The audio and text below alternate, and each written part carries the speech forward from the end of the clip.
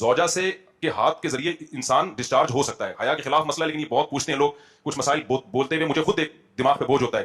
تو زوجہ کے ساتھ تو یہ جائز ہے, اپنے ہاتھ سے اپنی خواہش پوری کرنے کی شریعت میں آپ کو اجازت نہیں ہے. تو آپ خوب سمجھ لو, اللہ تعالیٰ نے مرد کو یہ حکم دیا ہے کہ وہ سوائے شادی کے اس کے پاس اپنی بیوی کے علاوہ اپنی خواہش پوری کرنے کا کوئی راستہ نہیں. اب اللہ آپ کی اس مجبوری کو مجبوری نہیں مانتے کہ ایکچولی میں سفر میں ہوں, میں اسٹڈی کے دوران تو میں ہینڈ پریکٹس سے اپنی خواہش پوری نہیں کروں گا تو میں ڈپریشن میں جاؤں گا. تو بھائی تو شادی کرنا بیٹھ کے.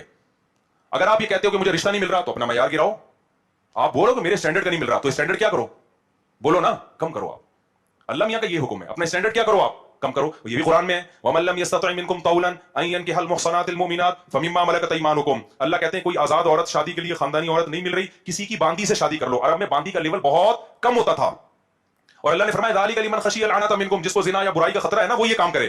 تو کیا مطلب اللہ کیا حکم دے رہے ہیں, اپنا اسٹینڈرڈ کیا کرو, بولو نا گرا دو. اور یہ اللہ نے مرد میں خواہش نفس مسلط اس لیے کی ہے کہ نہ چاہتے ہوئے بھی شادی کرے, یہ اس لیے نہیں کی ہے کہ ہاتھ سے فارغ ہو کر اپنے آپ کو ٹھنڈا کر لے اور شادی 10 سال کے لیے مؤخر کر لی. یہ تو مسلط کی گئی ہے, کیونکہ شادی کو اسلام نے آپ پہ نہیں چھوڑا, فطرت نے آپ پہ نہیں چھوڑا. ہم اور آپ پہ چھوڑا ہوتا تو ہم 50 سال کے ہو کے بھی نہیں کر رہے ہوتے. جو کام انسانیت کی بقا کے لیے ضروری تھا نا, اللہ نے وہ ہمارے مشورے پہ, اللہ چاہتے ہیں کہ نسل بڑھے, تو اس لیے یہ چیز اللہ نے مسلط کر دی ہے کہ لوگوں سے اللہ مشورہ نہیں لیں گے کہ ایکچولی آپ کو کرنی چاہیے کہ نہیں کرنی چاہیے. اللہ مسلط اتنی کر دیتے, آدمی کہتے ہیں بھائی میرا دماغ پھٹ رہا ہے, میں برائی کی طرف جا رہا ہوں, میرے پاس کرنے کے علاوہ کوئی آپشن ہے نہیں, تو مسلط ہو جائے. کیوں, اس کا فائدہ کیا ہوگا, مجبور ہو کے آپ نکاح کرو گے, ایک دوسری عورت کو بھی آپ برائی سے بچا لو گے, اور دونوں کے ملاپ سے اولاد ہوگی جو اللہ چاہتے ہیں کہ نسل بڑھے. یہ تو فیملی پلاننگ والے کہتے ہیں کہ نہیں بڑھے, لیکن اللہ نہیں مانتا ان چیزوں کو. نہیں آ رہی بات, میرا خیال ہے. تو یہ فطرت نے مسلط کی ہے. تو اگر ہم مجھ زنی کی اجازت دے دیں تو اس فطرت جو آپ سے چاہ رہی ہے آپ اس کے اگینسٹ چلنا, بولو نا شروع. مثال کے طور پر فطرت آپ کو بھوک لگاتی ہے روٹی کی, کیوں لگاتی ہے, چوری کر کے کھاؤ, اس لیے نہ چاہتے ہوئے بھی آپ کمائیں, کاروبار کریں یا ملازمت کریں. اس ملازمت کرنے سے کیا ہوگا, صرف آپ کو فائدہ نہیں ہوگا, آپ کے باس کو فائدہ ہوگا, اس کا بزنس چلے گا, اس کے بزنس چلنے سے لوگوں کو فائدہ ہوگا. تو یہ سب چیزیں ایک دوسرے سے کیا ہیں, لنک. آپ کو بھوک لگ رہی ہے, اسلام کہتا ہے آپ حلال طریقے سے کما کے کھاؤ. آپ کہہ رہے تھے میں نہیں کما رہا, جب بھوک لگے گی نا ٹائٹ تو آپ کمانے پر کیا ہوگے, مجبور. پھر آپ بزنس کرو گے, اس بزنس سے آپ کو بھی فائدہ ہوگا اور قوم کو بھی فائدہ. تو کچھ کام قدرت ہم پہ مسلط کر کے کرواتی ہے تاکہ لوگوں کو اس سے کیا ہو جائے, فائدہ, ہمارے نہ چاہتے ہوئے بھی فائدہ ہو جائے.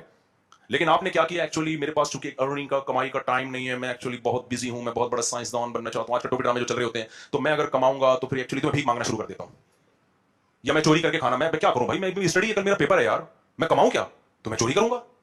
چوری کرنے سے کیا ہوگا, پیٹ بھر جائے گا, ڈاکٹر کہے گا کہ آپ کے وٹامن سارے پورے ہو گئے ہیں. جس مفتی نے کہا تھا چوری نہیں کرو, وہ آپ کی صحت برباد کرنا چاہ رہا تھا.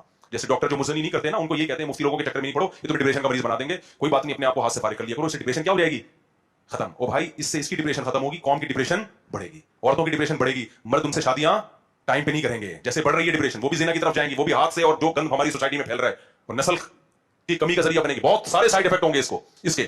تو فطرت آپ پہ بھوک مسلط کرتی ہے, نہ چاہتے ہوئے بھی آپ روٹی کماؤ, امتحان کو مؤخر کر دو, کیونکہ روٹی کمانے کی فکر ضروری ہے, اس سے دوسروں کو بھی روٹی ملے گی, اس کو بھی بزنس ملے گا. تو فطرت جو بیسک ضرورتیں ہیں نا وہ ہم سے نہیں پوچھتی, وہ ہم پہ مسلط کر دیتی ہے. تو صحیح آدمی ہوگا, صحیح ڈاکٹر ہوگا, وہ کیا کہے گا, یار بھوک لگ رہی ہے نا, پڑھائی کو ایک طرف رکھ, تو ایسا کر کچھ کما یار, کچھ سائڈ بزنس کر لے. اس بزنس سے پھر قوم کو کیا ہونا شروع ہو جائے گا, فائدہ. اگر فری پھوکٹ میں ملنا شروع ہو جائے تو سارا سیٹ اپ کیا ہو جاتا ہے. تبھی تو میں اس کے خلاف ہوں, یہ جو دسترخوان لمبے لمبے بچھائے ہوئے ہوتے ہیں, امیر غریب کا فرق کیے بغیر کھلا رہے ہوتے ہیں. اس کا نقصان یہ ہے کہ لوگ اپاہج بن جاتے ہیں, پھر ملازمت کرنا چھوڑ دیتے ہیں, مزدوری مہنگی ہو جاتی ہے, کیونکہ مزدوروں کو جب فری میں اتنا مل رہا ہوتا ہے وہ کہتے ہیں ہمیں ضرورت کیا. ہاں کہیں ایسے مزدور ہوں جن کی دہاڑیاں کم ہو, وہ ایک الگ بات ہے. تو اب سمجھے, اسلام اور دین فطرت ایک ہی چیز کے دو نام ہیں. تو اللہ میاں نے جب حکم دے دیا ہمیں کہ تمہارے پاس نکاح کے علاوہ کوئی راستہ نہیں ہے, تو اٹ مینز اب کوئی راستہ نہیں. اگر کسی کو لت پڑ چکی ہے تو توبہ کرے, عادت چھوڑنے کی کوشش کرے وہ.